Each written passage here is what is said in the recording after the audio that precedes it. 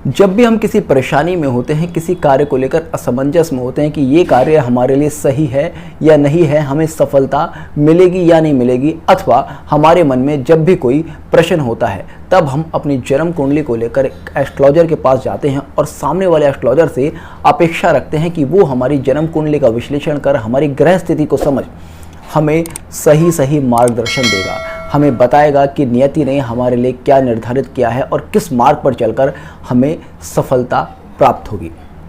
आज के इस सोशल मीडिया युग में एस्ट्रोलॉजी सर्विस, एस्ट्रोलॉजी कंसल्टेंसी आपको ऑनलाइन भी मिल जाती है। बहुत सारी ऐप्स हैं जहां पर आपको दुनिया भर के तमाम एस्ट्रोलॉजर्स मिल जाएंगे। तो ऐसे में प्रश्न आता है कि जो एस्ट्रोलॉजी ऐप्स हैं ये अपने आप में कितनी ट्रस्टवर्दी हैं, इन पर काम करने वाले एस्ट्रोलॉजर्स कितने ट्रस्टवर्दी हैं और कौन सी ऐप है जिस पर हमें सबसे बेहतरीन एस्ट्रोलॉजर मिल सकते हैं, या फिर किस ऐप पर विश्वास किया जा सकता है।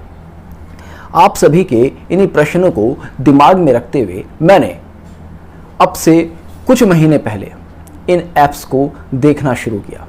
बहुत सारी ऐप्स हैं मार्केट में, जैसे कि एस्ट्रोसेक, एस्ट्रोटॉक, इंस्टा एस्ट्रो, बुद्धि ऐप, गुरुजी ऐप, बहुत सारी ऐप्स हैं। तो ऐसी बहुत सारी ऐप्स को मैंने देखना शुरू किया कि इन पर क्लाइंट्स के साथ किस तरह से डील किया जाता है और यहाँ पर एस्ट्रोलॉजर्स का सिलेक्शन किस तरह से होता है, एस्ट्रोलॉजर किस तरह से वर्क कर रहे हैं। इसको एक्सपीरियंस करने के लिए, इसको समझने के लिए मैंने एक ऐप पर 2 महीने एज एन एस्ट्रोलॉजर भी वर्क किया।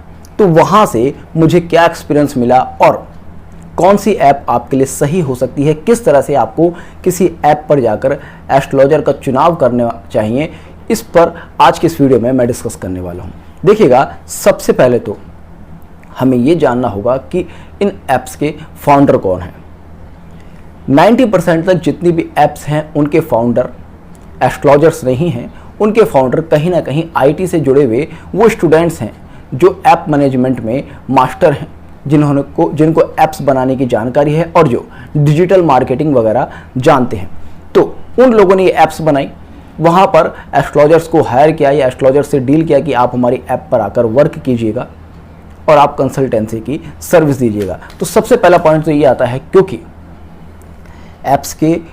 मोस्टली ऐप्स के फाउंडर्स को एस्ट्रोलॉजी के बैकग्राउंड के और एस्ट्रोलॉजी की नॉलेज नहीं है, तो ऐसे में यहाँ पर प्रॉपर वर्क होगा, इसमें एक संशय निकल कर आता है। खैर, हमें फाउंडर से कोई बहुत ज़्यादा लेना देना नहीं है, हमें वहाँ पर काम करने वाले एस्ट्रोलॉजर से लेना देना है, उनकी एलिजिबिलिटी से लेना देना है, उनकी क्षमता से, उनकी नॉलेज से लेना देना है। तो हम सबसे पहले बात करते हैं अब उन एस्ट्रोलॉजर्स के बारे में कि किस तरह से इन ऐप्स पर एस्ट्रोलॉजर का सिलेक्शन होता है और किस तरह से यहाँ पर एस्ट्रोलॉजर वर्क करते हैं। एस्ट्रोलॉजर सिलेक्शन की यहाँ जो प्रक्रिया है उसको जानना और समझना यहाँ पर बहुत ज़्यादा ज़रूरी है, क्योंकि आप देखेंगे ऐप्स के फाउंडर को एस्ट्रोलॉजी की जानकारी नहीं है, तो ऐसे में ये लोग 5, 7, 10, 20 एस्ट्रोलॉजर्स का एक पैनल तैयार करते हैं। जो पैनल इन ऐप्स पर जो भी एस्ट्रोलॉजर वर्क करना चाहते हैं उनका इंटरव्यू लेते हैं। अब ये इंटरव्यू होता किस तरह से है, एक एस्ट्रोलॉजर ने ऐप पर वर्क करने के लिए फॉर्म फिल किया, वहाँ पर उसने बताया कि मैं फला जगह से एस्ट्रोलॉजी सीखा हूँ और मुझे इतना एक्सपीरियंस है, वो उसने फिल किया। उसके बाद उस एस्ट्रोलॉजर को एक इंटरव्यू के लिए टाइम दिया जाता है, जिस पे कि फ़ोन पर ये इंटरव्यू होते हैं, वीडियो कॉल पर या फिर नॉर्मल कॉल पर। ठीक है, ये इंटरव्यू फ़ोन पर होते हैं और इनमें मोस्टली क्या होता है, सीधा सा पहले से आपसे पूछा जाता है कि आपका वर्क एक्सपीरियंस क्या है, आपने कहाँ पर कितना काम किया है। उसके बाद उनको एक जन्म कुंडली दे दी जाती है। अगर कोई वैदिक एस्ट्रोलॉजर है तो उसको जन्म कुंडली दे दी जाती है, अगर कोई न्यूमरोलॉजिस्ट है तो उसको कोई डेट ऑफ बर्थ दे दी जाती है, कोई टैरो कार्ड रीडर है तो उसको कोई प्रश्न दे दिया जाता है और वहाँ पर उससे कहा जाता है कि आप अब इसके बारे में कुछ बताइएगा।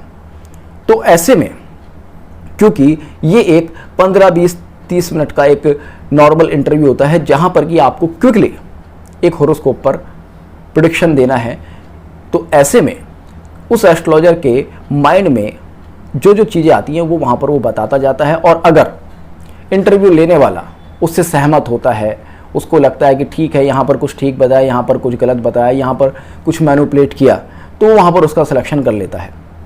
90% केसेस में ये नॉर्मली केवल एक हॉरोस्कोप दिया जाता है, उसमें क्या आपने सही बताया क्या गलत बताया इससे भी उनको कोई मतलब नहीं होता। उनको केवल आपके बोलने के ढंग और आप किस तरह से क्लाइंट से डील कर सकते हैं इस चीज़ को जज करना होता है, और इस जजमेंट के आधार पर कि अगर आप ठीक ठाक बोल पा रहे हैं, आप ठीक ठाक क्लाइंट से डील कर पा रहे हैं, तो वहाँ पर आपका सिलेक्शन हो जाता है। 10% केसेस में वो लोग आपकी उस नॉलेज को क्रॉस चेक करते हैं। जैसे कि मान लीजिएगा उन्होंने कोई क्वेश्चन दे दिया कि इस जातक की लाइफ में इस एज में क्या हुआ होगा, आपने वहाँ सही बताया या गलत बताया। 10% केसेस में वो चीज़ें होती हैं। नॉर्मली वो वहाँ पर केवल ये देखते हैं कि आपको बेसिक नॉलेज एस्ट्रोलॉजी की है या नहीं है, और आप सामने वाले से डील कर पाते हैं या नहीं कर पाते।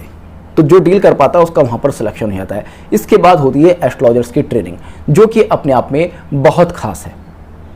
सिलेक्शन होने के बाद कुछ वीडियोस 10, 20, 30, 50 वीडियोस एस्ट्रोलॉजर्स को दी जाती हैं, जो कि उनकी ट्रेनिंग का एक पार्ट होती हैं। उस ट्रेनिंग में होता क्या है कि एस्ट्रोलॉजर को पूरी तरह से ये ट्रेन किया जाता है कि आपको सामने वाले को मैनिपुलेट करना है, आपको सामने वाले का ज़्यादा से ज़्यादा टाइम यूज़ करना है, पहली चीज़।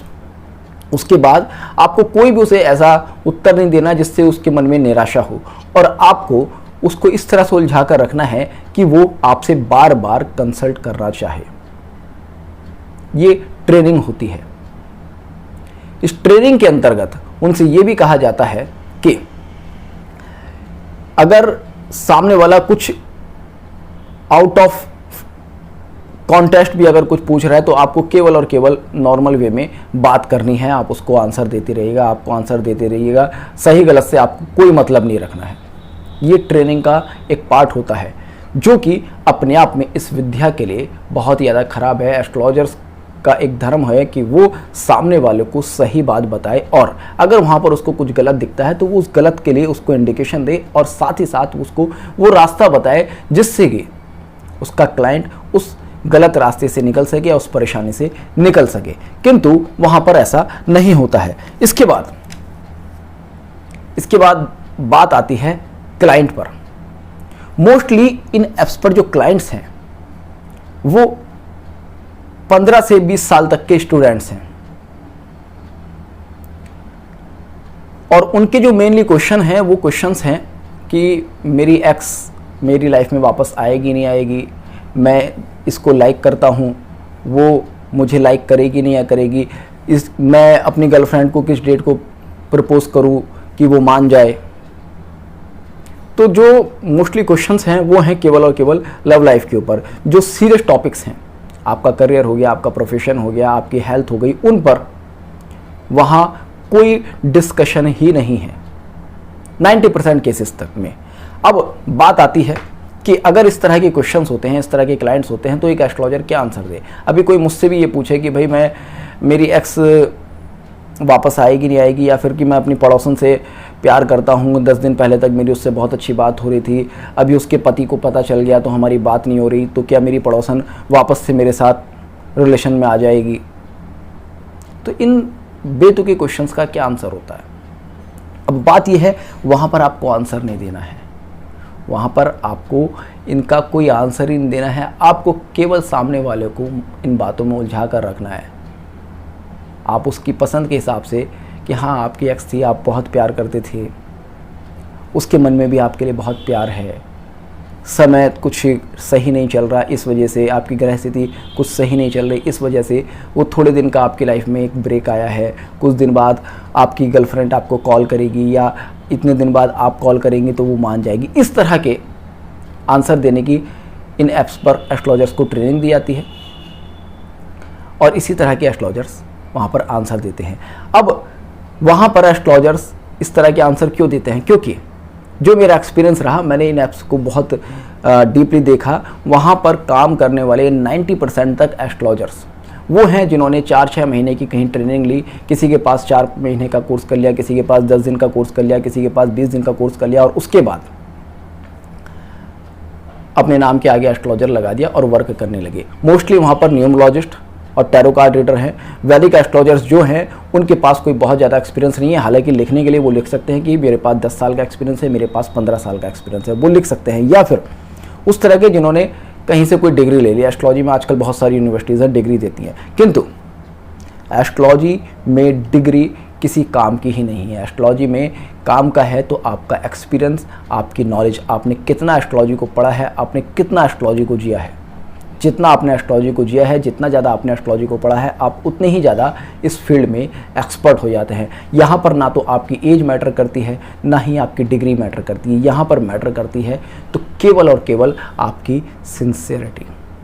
अब बात आती है 10% एस्ट्रोलॉजर्स की। जैसे कि मैंने कहा 90% तो यही है, 10% वहाँ पर आपको अच्छे एस्ट्रोलॉजर्स मिल सकते हैं, किंतु वे भी वहाँ पर आपको कभी सीरियस गाइडेंस देंगे नहीं। क्योंकि वहाँ पर क्या है, वहाँ पर जो क्लाइंट्स हैं वो इस तरह के आपको 5, 10, 15 मिनट में आपको सब कुछ जानने की इच्छा रखने वाले क्लाइंट्स हैं। वो एस्ट्रोलॉजर को उतना ज़्यादा टाइम ही नहीं देते कि वो अच्छे से सोचे, अच्छे से गाइड करे। तो ऐसे में जब आपको लगातार इस तरह के क्लाइंट्स मिलते हैं तो एक एस्ट्रोलॉजर की मेंटालिटी भी वही हो जाती है कि भाई ठीक है, मेरे पास 10 मिनट का, या इसने 20 मिनट का रिचार्ज करा रखा है, इसने 30 मिनट का रिचार्ज करा रखा है, इसने 40 मिनट का रिचार्ज करा रखा है, तो इस रिचार्ज टाइम में उसको गाइड करना है, जैसे भी करना है। उसके 40 मिनट का रिचार्ज है तो 40 मिनट कंज्यूम करने हैं, क्योंकि एस्ट्रोलॉजर की ट्रेनिंग का पार्ट है वो। और उसके बाद आप देखेंगे इन ऐप्स पर जो वर्क आ रहा है वो किस तरह के प्रमोशन से आ रहा है। आप देखेंगे, आप जब FB स्क्रॉल करते हैं, आप YouTube स्क्रॉल करते हैं, आप इंस्टा स्क्रॉल करते हैं, तो आपको अक्सर बहुत सारी ऐप्स के एड्स दिख जाएंगे। और उन एड्स में मोस्टली क्या है, आपकी लव लाइफ कैसे चल रही है, आपकी एक्स आएगी नहीं आएगी। तो वहाँ पर टारगेट ही उस क्लाइंट को किया जा रहा है, उस यूथ को किया जा रहा है जिसके पास केवल और केवल फालतू के क्वेश्चंस हैं अपनी लव लाइफ के ऊपर। और वहाँ पर एस्ट्रोलॉजर्स भी वही कर रहे हैं। तो ऐसे में मेरा एक्सपीरियंस ये रहा कि इन ऐप्स पर एक अच्छा एस्ट्रोलॉजर ढूंढना, एक सही गाइडेंस ढूंढना अपने आप में भूसे में सुई ढूंढने के बराबर है। जिस तरह से भूसे के ढेर में सुई नहीं मिल पाती, उसी तरह से यहाँ पर सही गाइडेंस नहीं मिल पाता। बहुत अच्छे एस्ट्रोलॉजर्स यहाँ पर हो सकते हैं। बहुत से एस्ट्रोलॉजर्स तो ऐसे हैं जो कि बहुत अच्छे हैं, किंतु इन ऐप्स पर इसलिए काम कर रहे हैं क्योंकि इन ऐप्स पर अच्छा खासा पैसा मिल रहा है, क्योंकि अच्छा खासा प्रमोशन ये ऐप्स करती हैं, अच्छा खासा क्लाइंट वहाँ पर आता है। तो वहाँ पर वो सोचते हैं कि ठीक है यार, अपने खाली टाइम में बैठकर यहाँ पर 4-5 घंटे काम करके अगर 1-2 लाख रुपए आ रहे हैं तो क्या बुरा है, करते हैं काम, जो भी गाइडेंस दे रहे हैं। तो अगर आपको एक सीरियस गाइडेंस चाहिए, अगर आप एस्ट्रोलॉजी लवर हैं, अगर आप वास्तव में परेशानी में हैं, तो आप सबसे पहले देखिएगा कि आप जिस एस्ट्रोलॉजर से कंसल्ट करने जा रहे हैं उसकी अपनी नॉलेज क्या है, उसका वर्क एक्सपीरियंस क्या है। आप कोशिश कीजिएगा अपने किसी आसपास के एस्ट्रोलॉजर से मिले जिसको आप पर्सनली जानते हो, जो कि आपको सही से गाइड कर सके। ऑनलाइन भी अगर आपको देखना है, कहीं पर भी देखें, किसी ऐप पर देखें, यूट्यूब पर देखें, फेसबुक पर देखें, जहाँ भी देखें, आप पहले उस एस्ट्रोलॉजर का अपना रिकॉर्ड चेक करें। इन ऐप्स पर एस्ट्रोलॉजर की जो आपको रिव्यू देखते हैं ना, वो भी बहुत सारे फेक होते हैं। और उसके बाद क्योंकि वहाँ पर वही यूथ हैं, उनके मन की बात कह दी तो वो अच्छा रिव्यू दे जाते हैं, उनके मन की बात नहीं की तो वो ख़राब रिव्यू दे जाते हैं।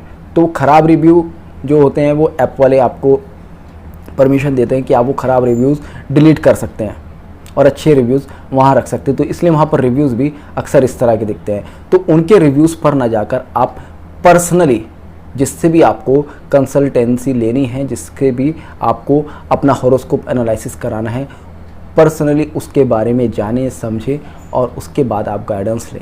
अदरवाइज़ ना तो आपको सही गाइडेंस मिलेगा, ना ही आपकी परेशानी से आपको मुक्ति मिलेगी, और साथ ही साथ आपका ज्योतिष पर विश्वास खत्म होता जाएगा।